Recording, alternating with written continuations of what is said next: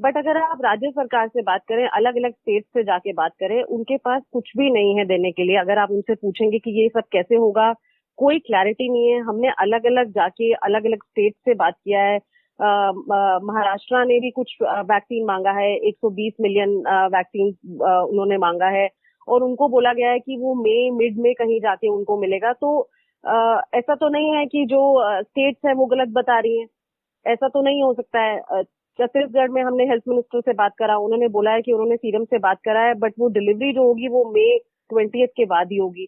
तो स्टेट्स को तो ज्यादा अच्छा पता रहेगा ना, केंद्र सरकार के बोलने से क्या होता है। 1 मई से शुरू होने वाले वैक्सीनेशन के थर्ड फेज से जुड़ी चुनौतियों पर यह कहना है टीना ठाकर का, जो द इकोनॉमिक टाइम्स की असिस्टेंट एडिटर हैं। नमस्कार, आज है गुरुवार 29 अप्रैल और आप सुन रहे हैं डेली न्यूज कास्ट। पूरी बात सुनते हैं कुछ देर में, उससे पहले एक नजर इस वक्त की बड़ी खबरों पर। टीकाकरण के तीसरे चरण के लिए कोविन पर रजिस्ट्रेशन शुरू होने से पहले 3 घंटे में करीब 1,33,00,000 ने किया अप्लाई। शुरुआती ग्लिच के बाद कोविन साइट पर प्रति मिनट आते रहे लगभग 27 लाख हिट। 1 मई से 18 साल से अधिक उम्र वालों का होगा वैक्सीनेशन। देश में पिछले 24 घंटों में आए कोरोना के रिकॉर्ड 3,79,000 नए मामले। एक दिन में अब तक की सबसे अधिक 3,596 की मौत। कुल एक्टिव मामलों ने पहली बार पार किया 30 लाख का आंकड़ा। अमेरिका के बाद दुनिया में सबसे अधिक एक्टिव केसेस वाला देश बना भारत। सीरम इंस्टीट्यूट ने वैक्सीनेशन के थर्ड फेज से पहले राज्यों के लिए 100 रुपए घटाई कोरोना वैक्सीन की कीमत। कहा 400 नहीं, अब 300 रुपए में देंगे टीका। उधर सीरम के सीईओ अदार पूनावाला को सीआरपीएफ से मिलेगी वाई कैटेगरी की सुरक्षा। कोविड वैक्सीन की सप्लाई को लेकर मिल रही धमकियां। कोरोना के खिलाफ भारत की मदद में $10 करोड़ से अधिक के कोविड सप्लाई भेजेगा अमेरिका। आज से शुरू होकर अगले हफ्ते तक आएंगे 1,000 oxygen cylinder, 1.5 crore N95 mask और 10 लाख रैपिड डायग्नोस्टिक टेस्ट।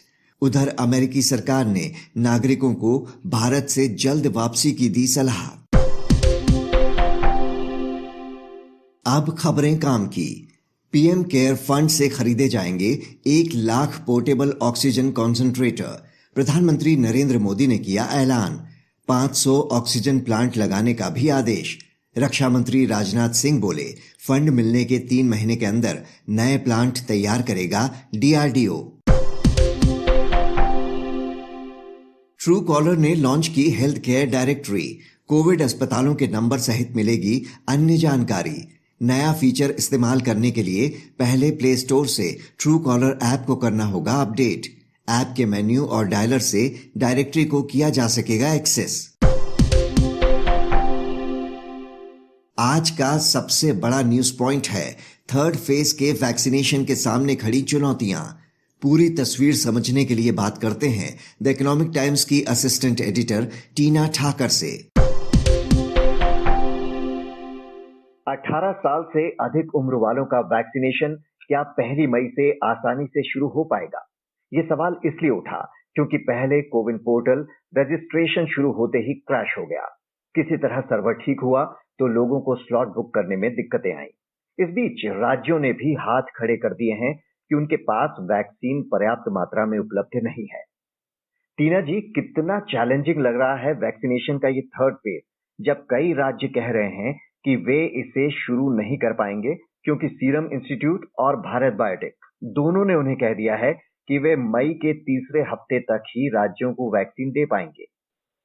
जी बिल्कुल ठीक कहना है उनका। हमने भी आज ऐसा लिखा है कि जो स्टेट गवर्नमेंट्स हैं जिनको डायरेक्टली प्रोक्योर करना है वैक्सीन सीरम इंस्टीट्यूट से और भारत बायोटेक से, और जो प्राइवेट हॉस्पिटल्स हैं जो कि जिनको छोड़ दिया गया है अपने आप के ऊपर टू वैक्सीनेट 18 से 44 इयर्स के एज ग्रुप को वैक्सीनेट वो करेंगे, उनको कोई क्लैरिटी नहीं है, उन्हें कुछ पता नहीं है। अभी तक हम आज तक ये सुन रहे हैं उनके पास कोई क्लैरिटी नहीं है, कोई प्रोक्योरमेंट नहीं है, कोई वैक्सीन नहीं आया है, और वो खुद हमको बोल रहे हैं कि हम डिस्कशंस कर रहे हैं बट कुछ निकल के नहीं आ रहा है, क्योंकि सरकार ने ये बहुत क्लियर किया है कि जो 50% वैक्सीन है वो सेंटर के पास जाने वाला है, जो कि वो देगा अपने हिसाब से।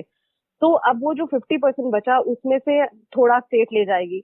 प्राइवेट हॉस्पिटल के पास कुछ बचेगा कि नहीं बचेगा, ये इस पे कोई क्लैरिटी नहीं है, कुछ नहीं पता ये कब तक आएगा कब तक नहीं आएगा। बहुत सारे स्टेट से हम लोगों ने बात करा, उन लोगों ने ये बोला है कि हमें कम से कम जुलाई तक कुछ भी पता नहीं है कि वैक्सीन मिल भी पाएगा कि नहीं मिल पाएगा। इनफैक्ट छत्तीसगढ़ ने तो बोला है कि हमको वैक्सीन ही जुलाई में मिलेगा, ऐसा कंपनी इसका कहना है।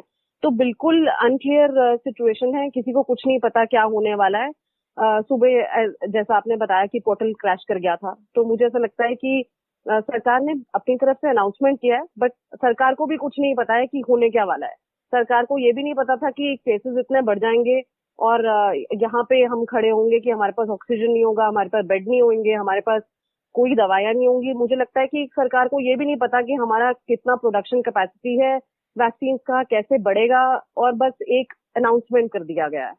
जी, अब जिस तरह से राज्य कह रहे हैं कि उनके पास पर्याप्त मात्रा में टीके नहीं हैं, लेकिन केंद्र सरकार कह रही है कि राज्यों के पास 1 करोड़ से ज्यादा टीके की डोज उपलब्ध हैं और 1 मई तक वो उन्हें 58 लाख के लगभग टीके और दे देंगे। ऐसा केंद्र सरकार का कहना है, बट अगर आप राज्य सरकार से बात करें, अलग अलग स्टेट से जाके बात करें, उनके पास कुछ भी नहीं है देने के लिए। अगर आप उनसे पूछेंगे कि ये सब कैसे होगा, कोई क्लैरिटी नहीं है। हमने अलग अलग जाके अलग अलग स्टेट से बात किया है। महाराष्ट्र ने भी कुछ वैक्सीन मांगा है, 120 मिलियन वैक्सीन उन्होंने मांगा है, और उनको बोला गया है कि वो मिड में कहीं जाके उनको मिलेगा। तो ऐसा तो नहीं है कि जो स्टेट्स है वो गलत बता रही हैं, ऐसा तो नहीं हो सकता है। छत्तीसगढ़ में हमने हेल्थ मिनिस्टर से बात करा, उन्होंने बोला है कि उन्होंने सीरम से बात करा है, बट वो डिलीवरी जो होगी वो मई 20 के बाद ही होगी। तो स्टेट्स को तो ज्यादा अच्छा पता रहेगा ना केंद्र सरकार के बोलने से क्या होता है। उनको एक्चुअली मुझे लगता है कि ग्राउंड रियलिटी से वाकिफ नहीं है वो, अगर वो ये बोल रहे हैं कि हमने बहुत सारा वैक्सीन ले रखा है। और अभी जो डिजास्टर होने वाला है वो होने वाला है प्राइवेट हॉस्पिटल्स में, क्योंकि क्या कहा गया है कि प्राइवेट हॉस्पिटल्स जो पहले से, जैसे सपोज 1 डोज दे चुके हैं, अब वो दूसरा डोज देने से पहले जो है, जिनका सपोज मई में नंबर आता है, तो प्राइवेट हॉस्पिटल के पास जितना भी स्टॉक बचा है उनको वापस देना है स्टेट गवर्नमेंट को। तो अगर वो स्टॉक भी चला जाता है और उनके पास कुछ आता भी नहीं है, तो आप सोच सकते हैं कि जिनको सेकंड डोज मिलना था, जो कि सोच के बैठे हैं, जो ऑलरेडी कोविन पे रजिस्टर्ड है मई 5 के लिए, 6 के लिए, उनको कुछ वैक्सीन नहीं मिलने वाला है। मुझे लगता है कि ऐसा केंद्र सरकार को इस बारे में पता ही नहीं है। और बस वही मैंने जैसे बोला कि एक अनाउंसमेंट कर दिया गया है और वो छोड़ दिया गया है स्टेट्स के ऊपर कि आप देखिए अपना अपना कि आप कैसे करेंगे। फेज वाइज वैक्सीनेशन किया ही इसलिए गया था कि तैयारी का पूरा वक्त मिल जाए, लेकिन ऐसा लग रहा है कि जो वैक्सीन निर्माता कंपनियां हैं वो इसके बावजूद टीके उपलब्ध करा पाने में असमर्थ हैं। तो वो इस देरी की वजह क्या बता रही हैं कि वो क्यों देर से दे पाएंगी? सर, कोई भी चीज बनने में, जैसे वैक्सीन भी, अगर हमको प्रोडक्शन कैपेसिटी उसका बढ़ाना है, कुछ समय तो लगेगा उसको प्रोडक्शन कैपेसिटी को बनाने के लिए। अभी सीरम इंस्टीट्यूट का per month 60 to 70 million doses बना पाते हैं वो, और भारत बायोटेक सिर्फ 5 मिलियन बना पाता है। अगर उनको प्रोडक्शन कैपेसिटी बढ़ाना है तो अगर भारत बायोटेक बोलता है कि मैं हैदराबाद में बना रहा हूँ और अब मैं बेंगलोर में बनाऊंगा, तो कुछ टाइम तो उनको लगेगा। और उनका कहना, उन्होंने ये बताया भी था कि रातों रात नहीं कहीं से भी वैक्सीन आ जाएगा। हम ऐसा सुन रहे हैं कि यूएस हेल्प कर रहा है, बाकी कंट्रीज हेल्प कर रहे हैं, पर कितना हेल्प, अगर आप उसको हमारी पॉपुलेशन से देखिए, और ये जो 18 to 44 का ब्रैकेट है, उसमें एक बहुत बड़ा मास है जिसको वैक्सीनेशन लेना है, तो वो कहाँ से वैक्सीन आएगा, रातों रात कहाँ से आएगा। मुझे नहीं समझ आता कि एक वैक्सीन कंपनी अगर अपना प्रोडक्शन दोगुना भी करती है तो क्या वो रातों रात कर पाएगी या 3 दिन में कर पाएगी। ऐसा मुझे नहीं समझ आता। अब सुनने में आ रहा है कि शायद स्पुतनिक आ जाए, जो कि बट कितने लोग स्पुतनिक लगवाएंगे, तो बिल्कुल अनक्लियर पिक्चर है, किसी को कुछ नहीं पता क्या हो रहा है। इस वक्त जब तेजी से इन्फेक्शन फैल रहा है तब वैक्सीनेशन में तेजी लाना सबसे ज्यादा जरूरी है, लेकिन लग रहा है कि इसमें अब देरी होगी। लेकिन जब टीके उपलब्ध हो जाएंगे उसके बाद के चैलेंजेस क्या हैं? क्योंकि आबादी का एक बहुत बड़ा हिस्सा है जो अब इसमें शामिल हो गया है और वो जल्द से जल्द टीका भी लगवाना चाहता है। क्या हमारे अस्पताल इसके लिए तैयार हैं क्या उन्हें और संसाधन जुटाने होंगे या फिर कंपनियों में, कॉलोनियों में कैंप्स लगाने के बारे में सोचना होगा हमें? मुझे लगता है उसमें एक अपने आप में अलग चैलेंज है, क्योंकि केसेस बढ़ रहे हैं, ज्यादा इन्फेक्शन फैल रहा है, तो लोग डरे हुए हैं। अगर वैक्सीनेशन बहुत अच्छे से खुलता भी है और लोग और सरकारें बोलती भी हैं कि आप आइए, तो कितने लोग हैं जो इस डर से वैक्सीनेशन लगवाने नहीं जाएंगे, हमको ये भी देखना होगा, क्योंकि बहुत सारी बड़ी तादाद में लोग जाना ही नहीं पसंद करेंगे।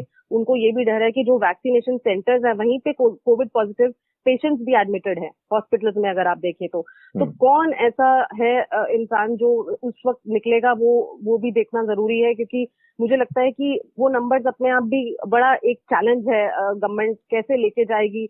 और जैसे कि हमने बोला, डोर टू डोर वो वैसे ही नहीं हो सकता है, मास कैंपेन वैसे भी नहीं लग सकते हैं, क्योंकि आप वैक्सीनेशन के बाद हर एक इंसान को 30 मिनट का टाइम दिया जाता है, जिसमें देखा जाता है कि उसको एडवर्स इवेंट हो रहे हैं कि नहीं हो रहे हैं। तो हॉस्पिटल्स में इसलिए ही वैक्सीनेशन शुरू किया गया था कि अगर ऐसा हो तो वो आधा घंटे का एक टाइम हो जहाँ पे आप उस व्यक्ति को जिसको की इंजेक्शन लग गया है उसको अलग से ले जाएं और उसको मॉनिटर करें आधे घंटे के लिए। तो डोर टू डोर और या फिर मास वैक्सीनेशन RWS के थ्रू वैसे भी पॉसिबिलिटी नजर नहीं आता है, और गवर्नमेंट बड़ी क्लियर रही है इसके बारे में कि वो कभी भी डोर टू डोर और या फिर ऐसे करके कुछ भी ओपन नहीं करने वाली है, विच मीन्स कि हम लोग वापस हमें वही वैक्सीनेशन सेंटर्स पे जाना पड़ेगा। हम और वैक्सीनेशन सेंटर्स खोल सकते हैं, बट हमको ये इंश्योर करना पड़ेगा कि वो आधा घंटा कौन देखेगा उस इंसान को जिसको इंजेक्शन लग गया है। और अब ये देखना है अपने आप में कि अगर वैक्सीनेशन सेंटर्स भी वही रहते हैं जहाँ पे कोविड पेशेंट्स हैं, तो लोग मुझे नहीं लगता कि बहुत आसानी से जाएंगे वहां पे। जी, ये एक नए तरह का चैलेंज आने वाला है। टीना जी, इस जानकारी के लिए आपका बहुत बहुत शुक्रिया। इस चर्चा के बाद जानिए शेयर बाजार का हाल। हरे निशान में खुले एशियाई बाजार, यूरोपीय मार्केट्स में भी तेजी का रुख। वहीं पिछले कारोबारी सत्र में बढ़त के साथ बंद हुए थे सेंसेक्स और निफ्टी। अब एक नजर इतिहास में आज के दिन पर। 1639 में दिल्ली में लाल किले की नींव रखी गई। 1813 में अमेरिका में JF हमेल ने रबड़ का पेटेंट कराया। 1848 में सुप्रसिद्ध चित्रकार राजा रवि वर्मा का जन्म।